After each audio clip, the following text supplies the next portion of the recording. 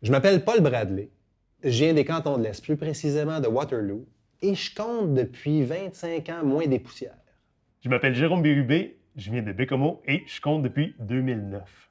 Aujourd'hui, on se rencontre pour jaser de comptes. Pour lancer la discussion, on a apporté 3 objets qui représentent les 3 sujets dont on va vous parler. Vous écoutez Vide ton sac, tête à tête autour du compte, un balado de la Maison des Arts de la Parole.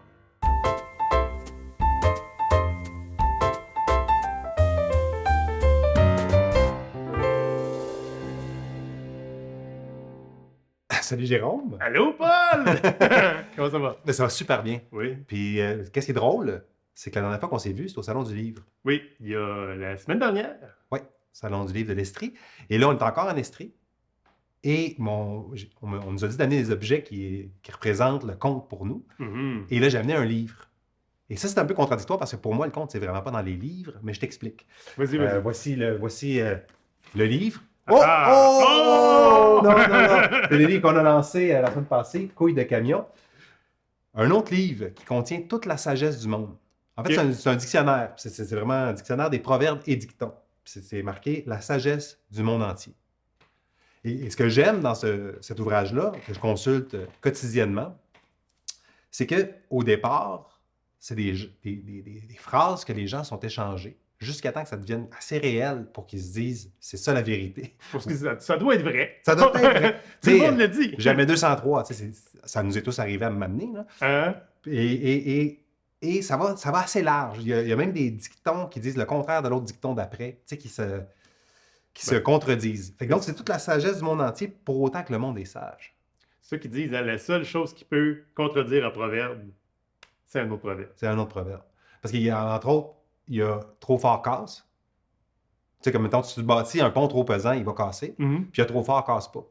Il y a trop fort casse et trop fort casse pas. Exactement. J'espère qu'ils sont un à la suite de l'autre dans ton livre. Ça dépend d'où ils viennent. Puis c'est là qu'on apprend, mettons, j'ouvre ça ici, là, n'importe où, là, mettons, proverbes indiens. Okay. Là, si tu vas là-dedans, tu vas voir tous des proverbes indiens. Puis ça te permet de voir que les interrogations, les préoccupations qu'avaient les Indiens au moment où ça a été collecté. Parce qu'il faut jamais oublier que bon, c'est Larousse, puis je veux dire, normalement, tu pourrais avoir là, dans ce dictionnaire-là juste des proverbes africains, là, parce qu'il y en a assez pour ça. Mais ils ont collecté. Disons que la place des proverbes français est assez vaste. Extrait-nous-en dans un, voir. Là, c'est hasard, hein, parce que j'en ai noté à des places, mais là, j'y vais, là, puis on va être prêt avec ça. Il ne faut pas semer toute sa semence dans le même champ. Proverbe d'infidèle. Anglais. Ah, anglais? Oui. OK. C'est comme pas tous tes œufs dans le même panier. Ça c'est exactement. Fait qu'il y en a un autre qui va dire ça. D'un coup, t'échappes ton champ, puis là, tout casse. Si tu en vas dans le champ gauche ou dans le champ droit, c'est en création. Alors, c'est de l'oralité qui est devenu un livre Mhm. et qui redevient de l'oralité à partir du moment où on en saisit un. Il y a un proverbe arabe que j'aime beaucoup, c'est « tout futur est proche ». Quand tu y penses, effectivement.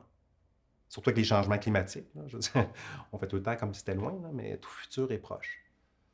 Voilà, avec je sais pas. Là, Mais toi, tu dis que tu utilises ça quotidiennement, ton Oui. livre. Tu le places où? Ça sur ta table de chevet, puis le matin, tu t'en lis un, puis... à côté ça du te- bureau, j'écris mon bureau de travail. Là. Puis qu'est-ce qui t'amène à ouvrir ça, puis consulter le Mais chaque fois que livre? je le vois, là, je résiste parce que j'arrête Ok. pas de le regarder. Mais normalement, je le vois, je dis, je vais en lire un. OK. Et là, des fois, je suis déçu. Là. Je suis comme, mais voyons, c'est comme... Parce que là-dedans, il y a toutes sortes de choses. Là. Tu as des proverbes qui sont complètement misogynes. Ils ont collecté, à un moment de l'humanité, des choses. Après ça, tu te dis, ah boy, le monde pensait comme ça. T'sais. Ben, ça donne un portrait d'une société à un certain moment. C'est une Ouais. photo. Exact. Puis il y en a qui sont pas dedans aussi. Et ça, je trouve ça fascinant. T'sais, parce qu'on est dans l'immatériel. Mettons, moi, ma mère, elle a des proverbes et des dictons comme « beau chemin, rallonge pas ». Ça, c'est quelque chose que ma mère dit. Je l'ai cherché là-dedans, puis je ne l'ai pas trouvé. Et là, je pense que c'était une défaite de mon père quand il se perdait. Puis là, ma mère a dit « ah, beau chemin, rallonge pas », ça calmait un peu la situation. Mais bon, tu sais, ça a 10, des fois, sur l'autoroute 10, c'est pas toujours si beau que ça. Là. Des fois, ça rallonge. Ouais. Ouais. Hey, objet. Moi, mon objet pour le premier par rapport... Je voulais aller vers le livre comme toi, mais à la place d'amener un livre, pour imaginer le truc, j'ai amené cette magnifique lampe On est loin du livre. en pâte de chevreuil hyper kitsch, opulente en kitschitude, qui vient de chez mes grands-parents quand j'étais jeune. Puis que c'est mon héritage, finalement, cette lampe-là, en jute et en taxidermie. Wow. Parce que pour moi, je m'étais dit, tu sais, puis tu me dis, pour toi, les histoires dans les livres, c'est plus quelque chose de vivant, plus que dans les livres, mais il y a ça, à un moment donné, tu sais, dans notre histoire de conteur, la rupture s'est faite entre la transmission d'oralité, puis le livre est devenu le lien qui permet à des vieilles histoires de se rendre jusqu'à nous autres, sinon on les aurait complètement perdues, Oui. on les aurait pas connues. Mais pour moi, les histoires dans des livres, c'est comme des animaux empaillés. Oui. Il y a la forme de l'histoire est là, la forme de l'animal est là, mais la vie est pas dedans. Tu sais. Puis moi, ce que je me dis, c'est en tant que conteur, notre travail, c'est donner notre vie pour la mettre à l'intérieur de l'animal, pour qu'il puisse se mettre à courir. Tu sais. Ouais, Notre ouais. propre vie devient les muscles, devient le sang qui coule dans l'animal, nos souvenirs. C'est ça, le souvenir, c'est le sang. Notre parole, ça devient son souffle, puis elle se met à courir dans l'esprit des gens qui nous écoutent. On désempaille des histoires, là, si je comprends, si je te suis. Là. Oui, carrément. Moi, j'ai l'impression qu'il y a ça dans notre travail que les histoires, en fait, ne nous laissent pas indemnes non plus. Quand on choisit une histoire, elle va nous transformer beaucoup plus que qu'est-ce qu'on s'y attend. Tu sais, des fois, on dit qu'on travaille des histoires, mais les histoires nous travaillent en motadie. Tu sais. Ouais, puis là, ça peut penser à l'espèce de phrase tu sais, qui dit l'histoire m'a choisi. Ouais. Les gens, des fois, se dédouanent en disant ouais, mais c'est l'histoire qui m'a choisi. Mais t'es comme, je pense que tu l'as choisi aussi. Tu as choisi qu'elle choisisse. T'sais, à quelque part, Ouais. tu as décidé de la prendre dans ton répertoire. Fait qu'on a une responsabilité aussi. Des fois, ils disent ouais, mais cette histoire-là, c'est une histoire traditionnelle. Elle dit ça, puis je la répète.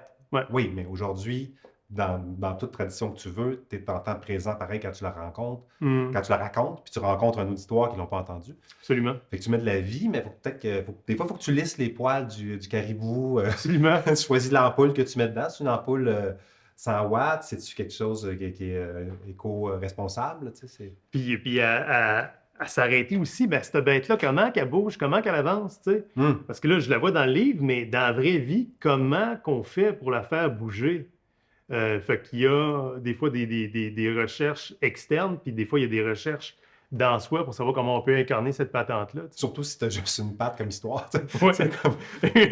Une histoire. Cette histoire-là, Et une boiteuse. patte, 100 watts. Là, tu te dis, OK, on a quelque une chose. direction. Ouais.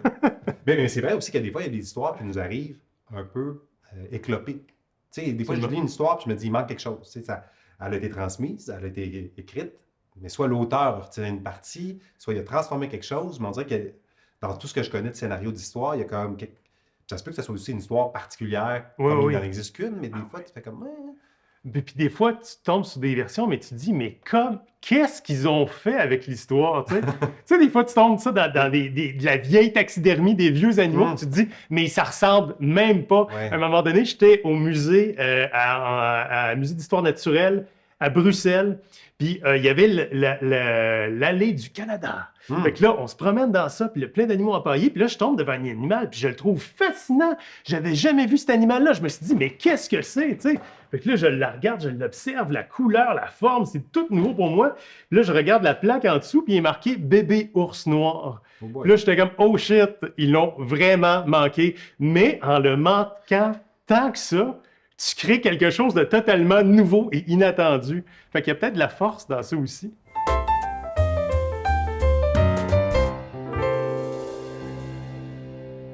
Mon deuxième objet, Paul, Oui. J'ai décidé d'amener une pile de cassettes VHS pour représenter mon univers artistique.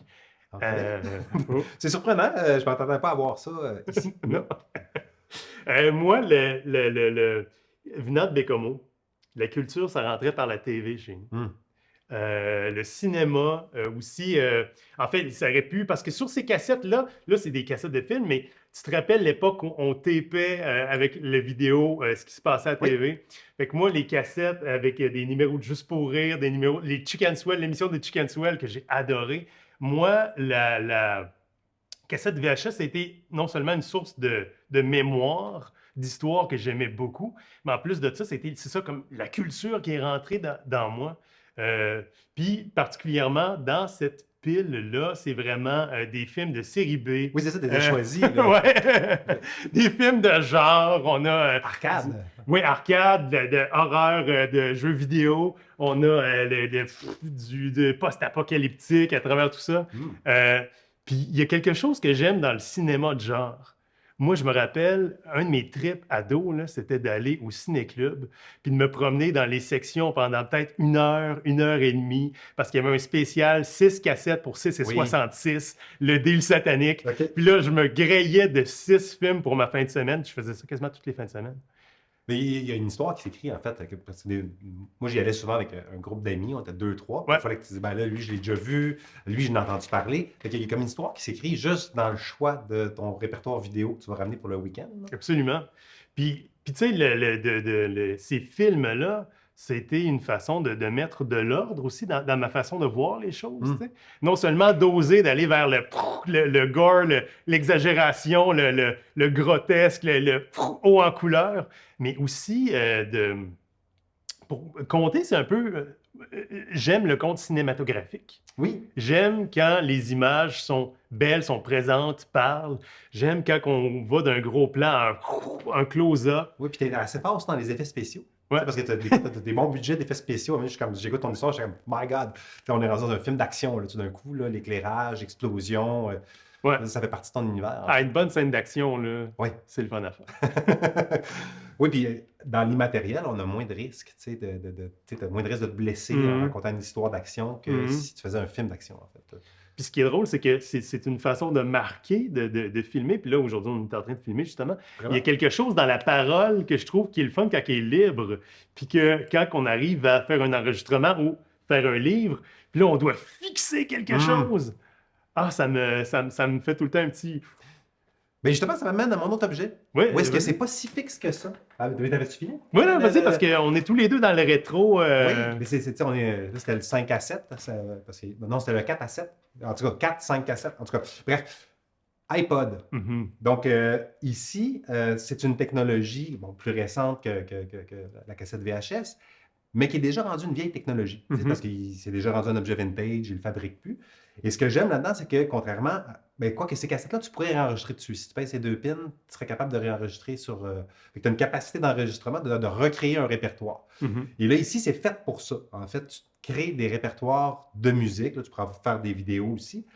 Et dans les répertoires, en fait, chaque iPod... là, je ne fais pas une publicité pour iPod, il n'a pas besoin de moi, là, mais cet objet-là est Apple.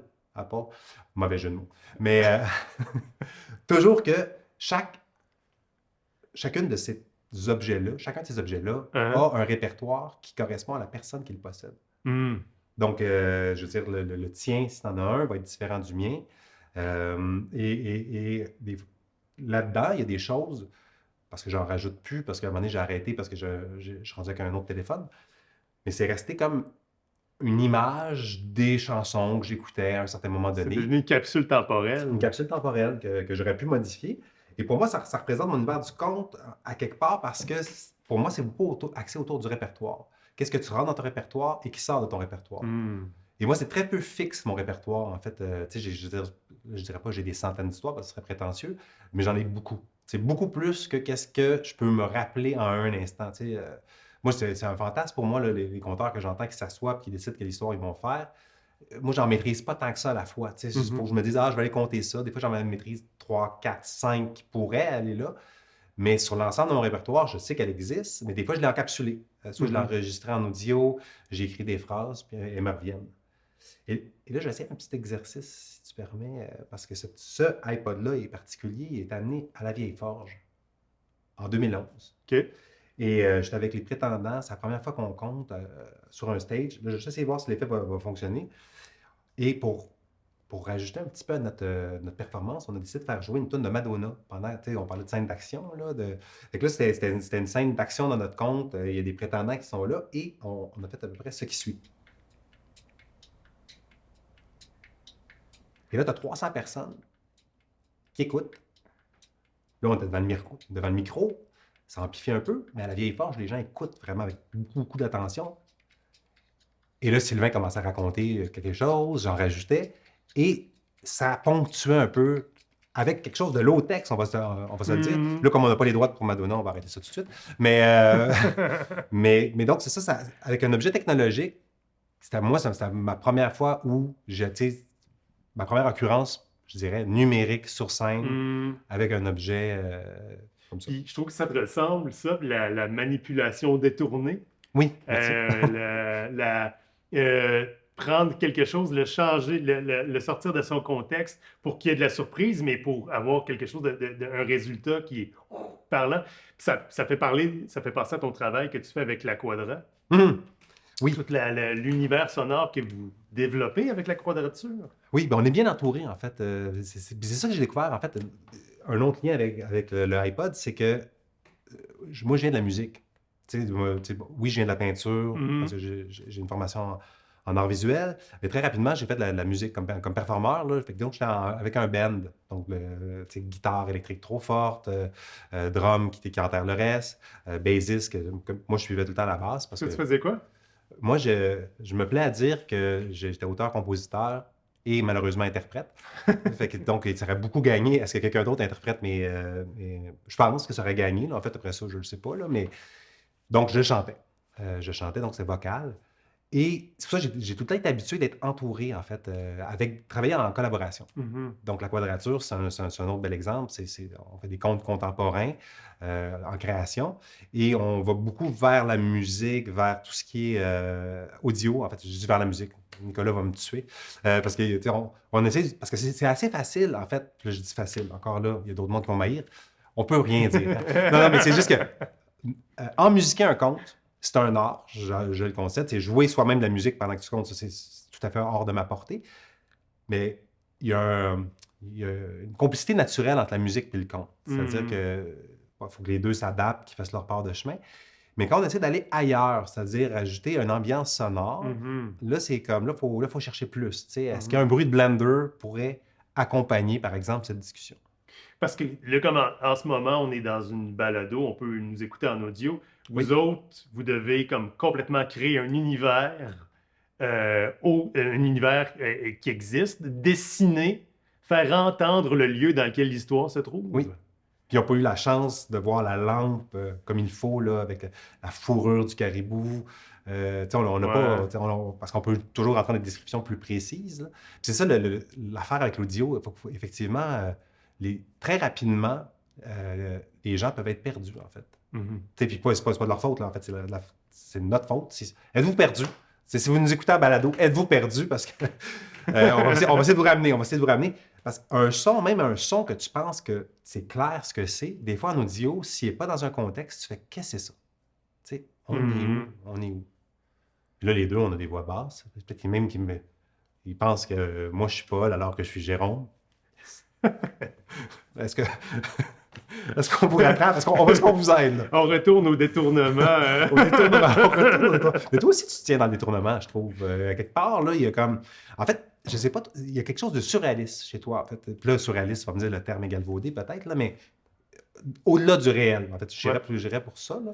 C'est-à-dire qu'à un moment donné, au moment où je me dis « Ah, je comprends l'histoire », là, tu me dis « Non, ça va aller beaucoup plus loin. » Puis je fais comme « Oh mon Dieu. » Puis là, tu me donnes une accélération, une poussée dans un endroit où on ne veut pas aller. Ouais. Ben, c'est ça que j'aime, l'espèce de montagne russe. Tu sais, là, quand ça monte, clac, clac, clac, clac, clac, clac, clac. Oui, puis il y a le petit clac juste avant que ça parte. Et tout, tu nous tiens sur ce petit clac-là, tu sais. Ouais. J'aime la fascination, moi, dans le conte. Quand on rentre dans quelque chose qui nous happe, puis quand moi-même j'écoute une histoire, puis je me dis, j'ai aucune idée où est-ce que ça va me mener, mais ça me mène là-bas d'une main de maître, c'est ce que je préfère, moi. Ouais. Fait que de bien humblement, c'est ce que j'essaie de faire avec mes histoires. Et ça fonctionne. De ne pas perdre mon monde, mais de les amener dans l'inconnu.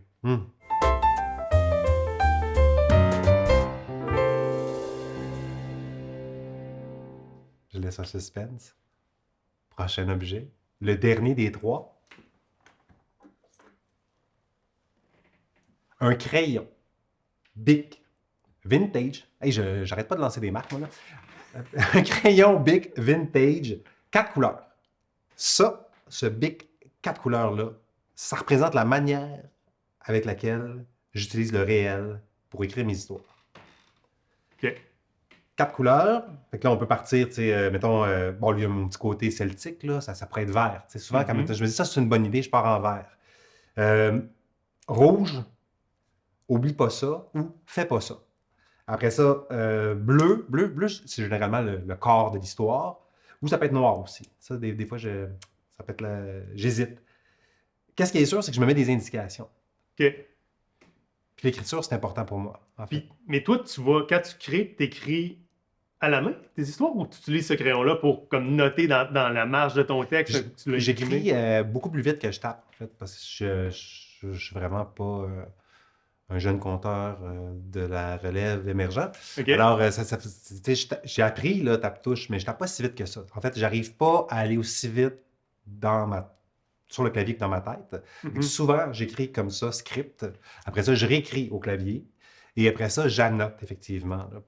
Et là, je sais qu'il y a des puristes qui vont dire « Ouais, mais une histoire n'a pas besoin d'être écrite. » C'est vrai, une histoire n'a pas besoin d'être écrite. Mais moi, il y a des choses que ma mémoire ne peut pas garder. En tout cas, je retiens beaucoup de choses, il faut le dire, là, mais il y a des choses des détails, des indications. Par exemple, souvent, j'ai des histoires que ça ne va pas très bien pour la personne. Mettons, je sais, moi, qu'à la fin, mettons, de cette courte histoire-là, la personne va se lever, va se péter la tête sur son grenier, va avoir un clou de 6 pouces qui va rentrer dans le crâne, et là, à partir de là, il va se passer quelque chose. Mais là, quand je commence mon histoire, on dirait que j'ai une tendance à avoir cette ambiance-là. Fait que là, je commence triste, ça va pas bien, mais pourtant, ça va bien dans le personnage. Mm-hmm. Il s'est levé, il a pris un café cappuccino, il a lu son journal, les nouvelles allaient bien, c'est rare que ça arrive. Alors, il ne faut pas tout de suite parce que moi, je me dis, il ne faut pas le mettre tout de suite dans l'ambiance, qu'il se pète la tête dans le grenier, parce que sinon, l'effet ne va pas être aussi grave. Fait que là, je me mets une petite note genre, rouge, genre souris. Parce que je suis stressé, je souris moins. Fait que, petite note. Donc, c'est ça, souris. Puis ça, c'est quelque chose que si je ne l'ai pas noté, on dirait que ça n'arrivera pas. Je note pas tout, là, évidemment, mais puis le cumulatif de l'écrit, c'est ce que ça permet aussi. À la fin, quand, mettons, je dépose une histoire de mon répertoire, je l'oublie pendant, je ne sais pas moi, 6 mois, 1 an, 2 ans. Je dis, ah ouais, je vais faire une histoire, je relis la version où je suis rendu. Je dis, il me semble qu'il y a autre chose que je pourrais rajouter aujourd'hui. Et puis que je retravaille. L'idée de retravailler l'histoire comme un artisan, je le fais. Et je le fais du script à l'ordinateur et ensuite à l'oralité. Puis l'histoire, ça travaille avec le public aussi. Là. Puis toi, dans ton travail, mettons, une fois que tu bâtis ton histoire, le réel, il vient à quelle étape pour comme s'intégrer dans la chose, pour nourrir l'histoire? Est-ce que c'est... C'est souvent au début. Au début? Ouais. Fait que pour toi, c'est un point de départ. Ouais. Un fait divers. À partir de lequel ça grandit. Un fait divers dans le journal. Tu sais, l'histoire dans la Nouvelle Vague. Bon, l'histoire du quêteux qui arrive et qui me demande 25 cents, puis j'y donne pas 25 cents parce que je me dis, moi, 25 cents, je suis en train de faire mon lavage, je suis étudiant, j'ai 3000 pièces de dette, tu sais, je peux pas te le donner. C'est arrivé. C'est arrivé, mais j'ai pas engueulé la personne, je l'ai pas pogné par le collet dans l'histoire, je l'ai pas accoté dans la vitrine suintante, j'ai pas fait ça. Mais quand il m'a demandé ça, j'ai été troublé. J'ai dit, ben voyons donc, tu sais, j'ai pas d'argent, mais tu sais, j'ai pas d'argent, mais je suis pas aussi pauvre que lui parce que j'ai un réseau social, j'ai des amis, j'ai une famille, je suis aux études, j'ai l'impression que je suis pas aussi mal pris que lui en ce moment, mais je peux pas l'aider avec de l'argent, j'ai pas ça sur moi. Fait que c'est vraiment c'est arrivé d'une anecdote, puis là j'ai filé, là, mettons là, j'aurais sauté ma coche, je l'aurais accoté dans la vitrine, puis là, tout le reste de l'histoire, qui finit par une espèce de loop où je me retrouve moi-même itinérant, qui quête... Ça devient un peu une façon de voir l'univers des possibles. Qu'est-ce qui aurait pu arriver si j'avais pris un chemin différent? Exact. Mais toi, tu pars-tu d'un fait divers, là, quand tu sautes dans le...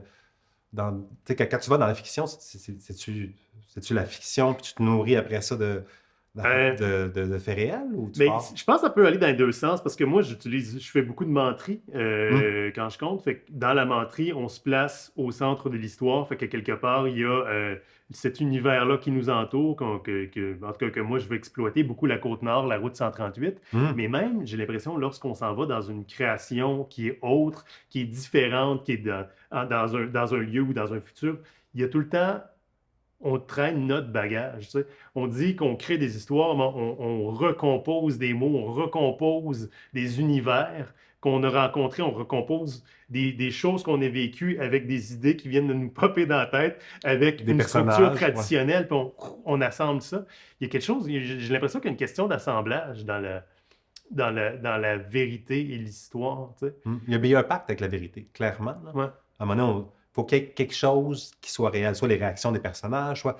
Parce Ouais. que si c'est complètement... Ben, quoique ça serait une expérience à faire, mais si on est trop loin de réalité, je pense que la personne qui nous donne à un certain moment donné son attention, là, comme ici Ouais. présentement dans le balado, ben, elle se dit, qu'est-ce qui se passe? Si c'est trop loin, tu peux aller loin, mais en gardant, mettons, toi, Jérôme, comme narrateur, Ouais. qui dit, moi aussi, je trouvais ça bizarre, tu sais. Puis là, Ouais. on est avec toi, Ben, tu vois, ça m'amène à mon objet. Oui. Là, j'ai amené le trophée du concours de menterie de Vaudreuil-Dorion. Je voulais amener un prix Nobel de la littérature, mais j'en avais pas.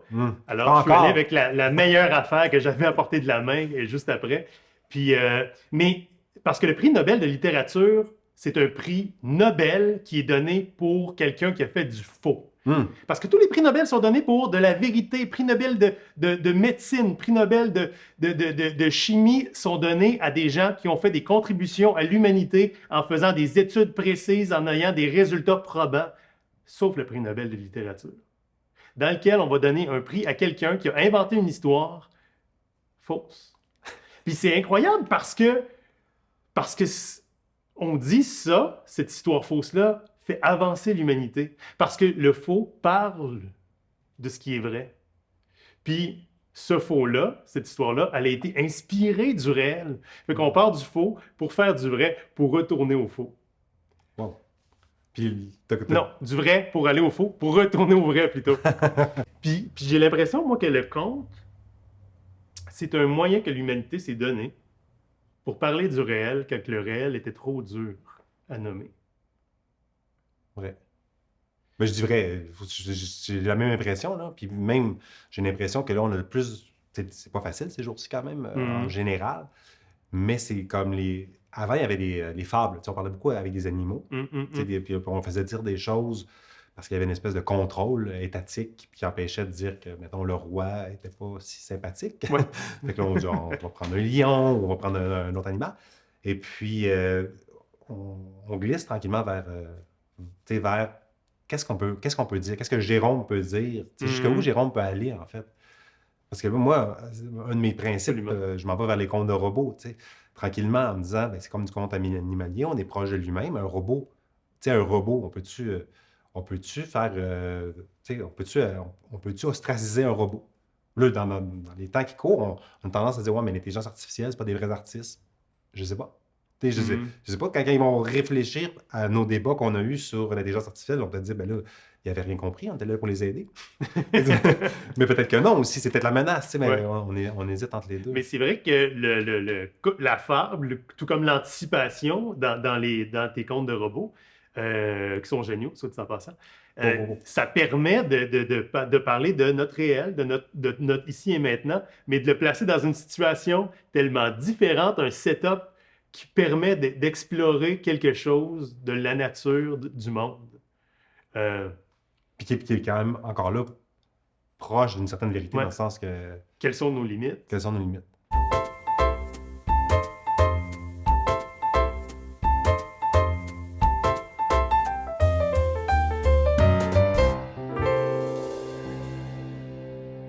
Ça va? Ouais, j'ai regardé, il y avait quelque chose de bizarre dans le coin de ma lentille. On refait tout? Je pense que c'était moi.